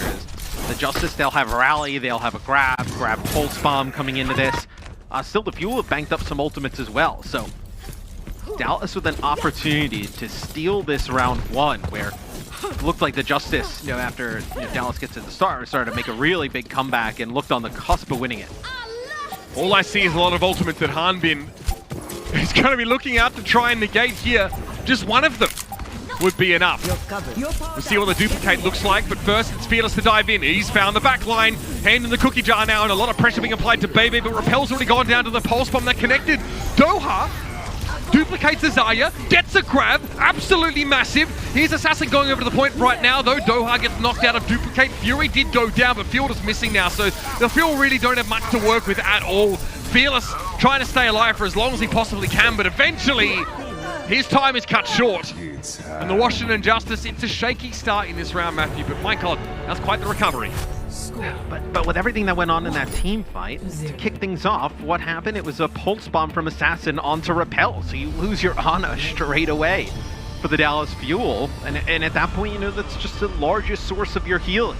So Assassin coming up big on the Tracer this far. We'll see how that impacts the rest of the series. So we move over to Ruins. Dallas still with some time to make some changes, see what they decide to do. Could run the Lucio here. Justice potentially running the Moira. So you'd mentioned that we've seen this from the Dallas Fuel. We potentially see it from the Justice now. What do they run with it? Maybe McCree again? Nope, they're going to run Reaper. Okay, so this is going to be really fast. They're not going to worry about Doha at all. You're just going to try and burn down the tanks here. So I guess the question is, what can they do by the time Doha gets into position to respond to wherever the Justice are probing? Because long fights do not benefit them at all. Jerry spots Hanbin early. Doha also sidled over the point. Jerry's seen better days, but a Biotic Orb is deployed to keep him nice and topped up, and he wants to find a way into the backline, but doesn't want to burn a teleport to do it. He'd rather the Fuel came to him, and they're doing that right now. And you see Fearless. I mean, he has to run. He's hacked. He's got the Reaper in his face. He's got Fury as well. As they take out Hanbin. Now he doesn't have the luxury of having a Zarya bubble. Jerry is pocketed, mate. This guy is absolutely being watched by his backline. Eventually gets put to sleep, though. That's nicely done from Repel there. I think he was also stunned, so he didn't have a chance to get up. Good combo of crowd control abilities there for the Dallas Fuel. Washington, they got the point earlier though, just because it was so daunting to even try and step up and fight them in such an enclosed space. Eventually though, the Lion's Den must be entered, Matthew, and it's a 3-player EMP. Sparkle cannot blink away. Here's a Coalescence that comes in later in the fight. This is going to help quite a lot here just to make sure it's a guaranteed fight win for the Justice, who their composition is very hard to shift. Yeah, and that's a self-destruct from Doha. Doesn't get anything as he duplicated. The D.Va just uses it to get back to his spawn faster. The Primal Rage from Magus. This has been a dominant start here on Ruins for the Justice. Is this a comp that only really works on this kind of map? Do we see more of this in the future? Because it looks like it's really hard to deal with if the Justice can find a pick or just keep the Jerry alive. Even you're not going to see like a ton of Widowmaker here or like Pharah or anything like that. So I mean, on a point like this, where the brawl really just kind of takes place over this little square on the point, yeah, you probably see a decent amount of this. It'll be a Death Blossom inside as it's going to be Jerry with 3. That was a primal from Fearless. Sound Barrier also aids the Justice there as well, but another team kill as the Justice up to 80% on the point and counting. Yeah, I mean, Dallas walk into the side room there. It's always going to be a little bit of a risk. Maybe they're hoping for value from their Zarya, or they can punish with Fearless, but Washington Justice makes him look like Gumbo as they walk in. And of course it is Jerry with the Death Blossom to cause problems there now. Can the Dallas Fuel show us something, because they refuse to change his composition, so this better work out. Repel is hacked here. No Bionic Grenade, no Sleek Dart crucially available for him right now, but it's Mag, the first casualty in this fight. Resuit here for Fury, but he's out of position. He needs to get into the fray, but Jerry's able to get rid of Harmon in the meantime, and his Coalescence is absolutely massive from Bebe. It's an ability that can really pressure Doha out of these sidelines. Followed up, by the way, by an offensive Bionic Orb. Bebe, a little bit aggressive, a little bit wishful on the thinking. Yes, as soon as the Justice lose Mag, it becomes very difficult to continue winning that fight and pull it out. A huge asset to try and get into the backline. So, see how they play this. The EMP here, you have to have an idea if you're the Justice that Hanbin has Grav. Are you able to connect on an EMP with him before the fight kicks off and you feel like you're in a position to finish him off? Is he playing around that pillar on that left-hand side? There's no way you hit all of the fuel here, so you got to pick your target. Nano already goes off. Doha will float through the air. Just happily now, the Justice are going to take their time a little bit here. Sparkle, again, he would love the Justice to walk up in this right side. There's a good chance it'll happen. It is a Graviton Surge fight off from Harmon early. Oh no, we get taken down early. I think there was a line of sight issue there. Death Blossom comes out, Sparkle's knocked away, then they get hit with the EMP. This is the haymakers coming out now from the Washington Justice. Fearless able to get rid of Bebe though, which means it's really just a Lucio healing right now for Closer, but that's an excellent hack on Hanbin. Means he, or rather, sorry, Doha means he can't get across the point here. And Jerry's ready with a Death Blossom of his own, but would really like a main tank to be alive to create the space for him to make this work. I mean, even just having the D.Va being demacked as Doha launches a self-destruct in towards the spawn. Hanbin dies on the Zarya early on after he uses the Grav, comes back in on the D.Va. And if he's on Zarya, maybe something else. You probably could have seen Jerry try and invest that Death Blossom into that fight, but instead of going down a lot like the last point, where the Dallas Fuel made a comeback late. Sound Barrier available here for the Justice. Could be big if they want to use speed to get through this choke. Justice are poised to end the map here if they can get value out of this Reaper ultimate. They also have Coalescence right now, and they'll pop that off first. Jerry, it's a teleport forward. It's highly aggressive. He takes a big hit from Doha as soon as he pops out of the smoke. But he's on the point. The Justice have it captured now, and it's up to the Dallas Fuel to step forward. They have to do so without Fearless. He's just respawned, but Jerry forces back the Fuel and eventually gets repelled. Both supports are down for the Dallas Fuel. They need much more healing than what they have available to them presently, in a D-suit here from Hanbin. Will be followed by his ultimate removal, and yeah, Fearless gets back, but it's a little bit too late. Primal Rage to make some time, but he can't get close to Jerry, otherwise all that buffer of health just disappears. And so do their chances of winning this first map. The Justice, a statement opening here against the Dallas Fuel, who's still looking for their identity. They'll start strong in the series, Washington 1-0. Yeah, Assassin gets a hack onto Fearless towards the end, so no running away from the Reaper there, but I really like what I saw from the Washington Justice. I think one of the biggest questions was their supports, like I mentioned. Really good play from Bebe and Closer there. What I liked is on the end was when Hanbin went to the point to go contest, the Justice didn't fall into a trap to try and run back to the point. They just sped on through, dealt with everybody else, doubled back for Hanbin. They knew he wasn't going to be able to cap it alone. or just kind of, draw their attention back and, force them into a bad situation where the Justice played that really smart. Yeah, first it was Assassin causing problems, and the rest of the Justice just look extremely solid with a bit of a off-the-wall composition in round number 2. Map number 2, however, is a little bit away, so stick around on the other side of the break. We'll be back into this series.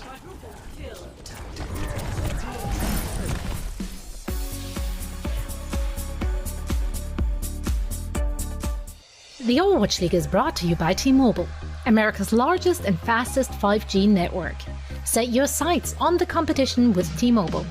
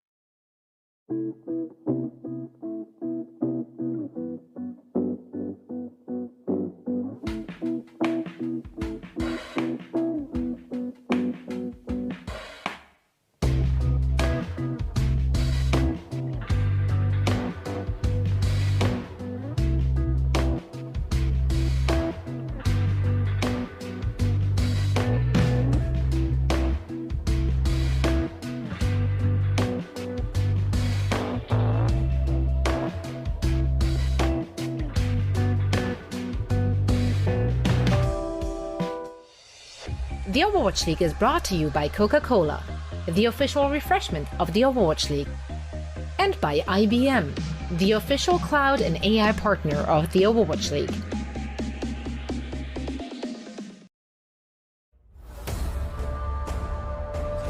Now your only damage is going to be a Genji, which isn't the most consistent in the world at trying to do damage, although I say that, look at Doha, just slow! That's the ghost attack! 5, the biggest one from Limpien, but Izayaki will go down, but not before he can get that nano boost out on a Fearless, who is just cleaving everybody like a monster. Mondo as well, Mutali still dies, and Sparkle! Oh my word, that's what we wanted to see.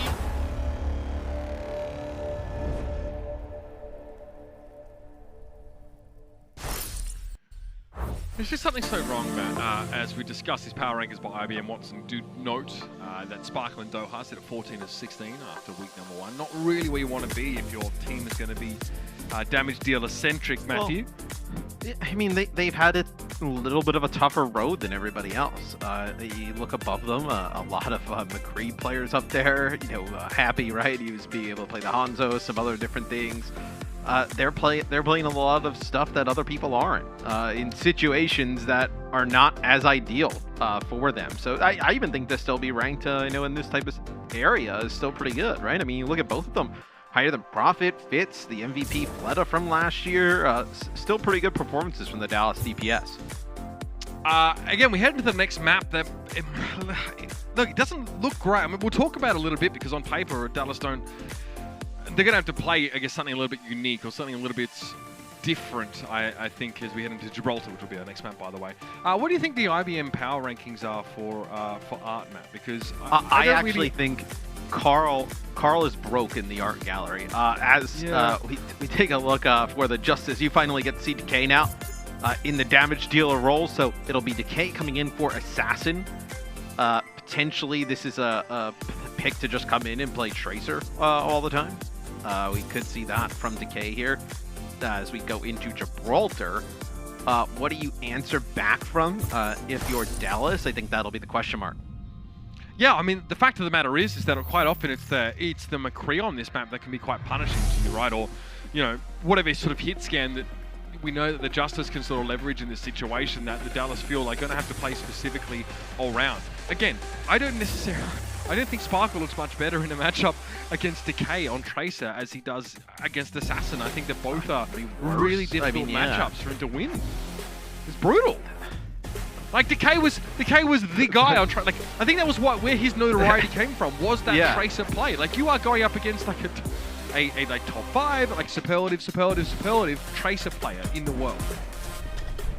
But I also think for as much as we talk about like the Dallas Fuel and they don't have this, they don't have that, question marks here, question marks there, they're still producing really good results and close games against like the top teams in the league right now. Looks like Decay coming out on defense would be on the Tracer, so kind of what I thought, have him probably come in play full-time Tracer for this team.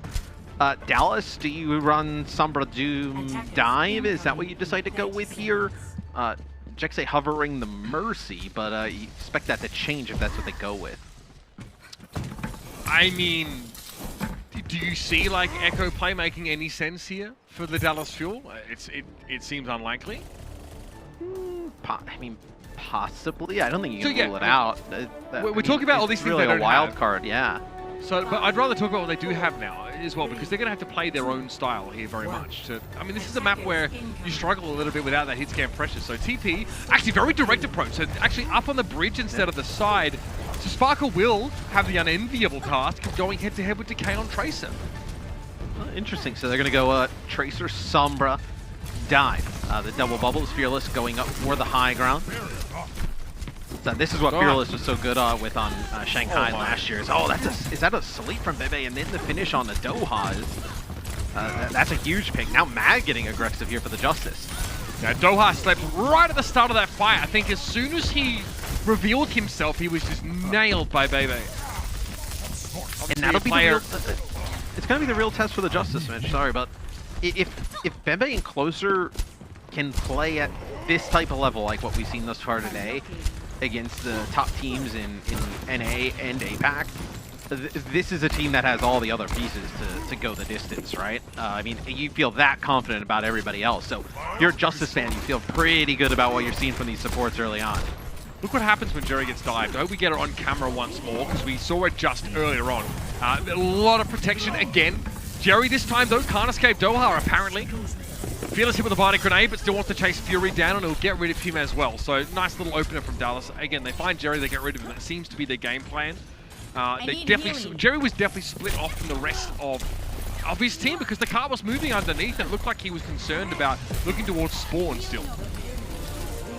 Yeah, they're not going to be able to come back and even get a touch here. So, good point 8 take here from the Dallas Fuel. Off of that pick onto Jerry is Pulse Bomb from Sparkle connects, but it looks like just dropped from the shield, and now big Primal Rage here coming in from Fearless, knocking players around. That'll be 2 kills, trying to deal with Fury here. I believe that's Decay who gets tossed. Yeah, he goes out, gets finished off as trying to make some payload progress, trying to get some of this high ground control. As a few players staggered out here for the Justice, as the Fuel may even get this underneath the bridge before the next fight kicks off. well, these ultimates that the Justice are bringing may not even matter at this rate because Doha has the perfect position to play from here with an EMP. He can just drop down to this leisure right now. He just needs to make sure he's not revealed, but he can sort of pick and choose his point of approach. Okay, I see the Winston there, but where's the Ana? Okay, all right, got revealed in midair though. Okay, still, EMP, Mag and Decay hit with that. Jerry finds the headshot as Doha falls. So the Dallas Fuel here, not in a great position to follow up at all. This gives the Justice a chance to come back in. He has the rally is used when the EMP comes through, and you only are able to get 2. The Tracer and the Winston still pretty good targets, but with the rally armor, you're not going to be able to finish anybody off. So all that good progress for the Dallas Fuel. Now the Justice on defense able to stabilize a bit. Grab, Fearless slept initially. Hanbin down, Bebe traded out though, and a nano boost to Fearless. Where does he take this though? Inside the shuttle he is, and very hastily the Justice are trying to beat the retreat. Fearless doesn't follow up. With a Primal Rage, you think he looks okay in the shuttle, but I think he really fears the McCree there.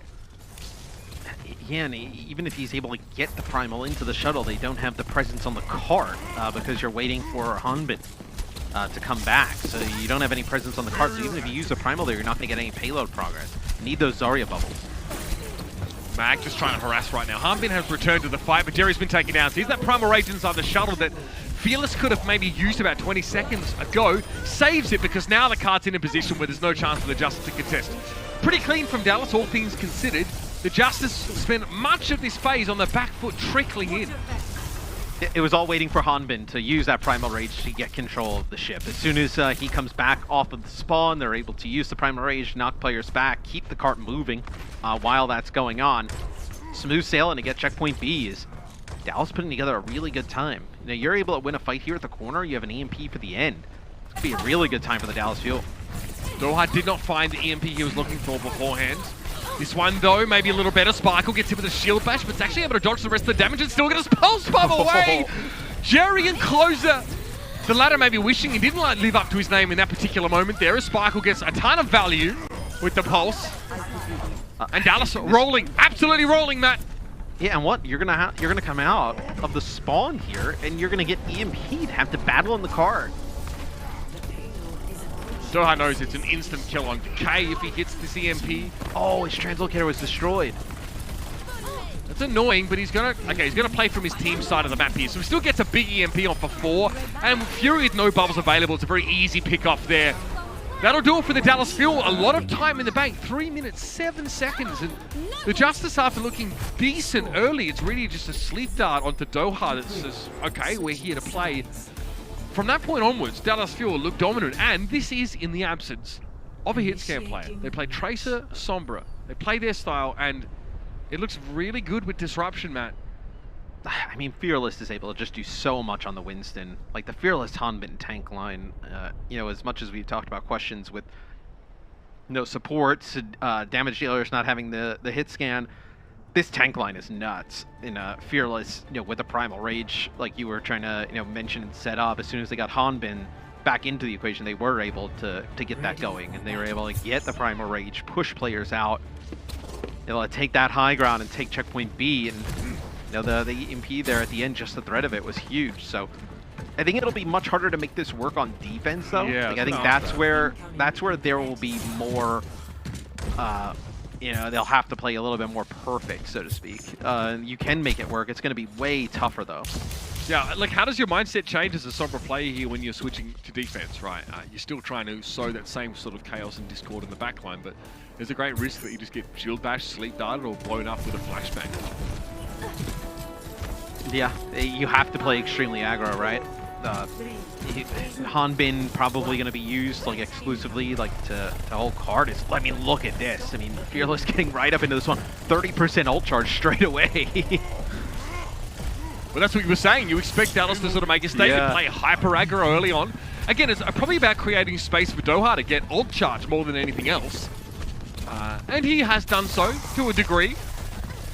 More of that, though, now, is it's all about buying time for those EMPs to get these big fight wins for Dallas.